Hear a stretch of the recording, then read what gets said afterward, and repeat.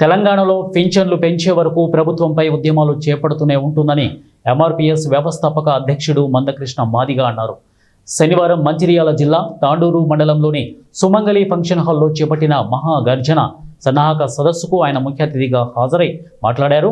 2004లో YS Rajasekhara Reddy ముఖ్యమంత్రి అయిన తర్వాత 200కు పెంచారని దశల వారీగా ఎంఆర్పీఎస్ చేసిన పోరాటాలతోనే 2014లో అన్ని పార్టీలు 1000 రూపాయలు పెన్షన్ ఇస్తామని ఎన్నికల మేనిఫెస్టోలో పెట్టాయని గుర్తు చేశారు. తమ పోరాటాల ఫలితంగానే ఆంధ్రప్రదేశ్, తెలంగాణలో 1000 రూపాయల పెన్షన్ పెంపు సాధ్యమైందన్నారు. అనంతరం 2019 ఎన్నికల్లో కూడా ఎంఆర్పీఎస్ ఒత్తిడితోనే 2000 పెన్షన్ పెంపు సాధ్యమైందన్నారు.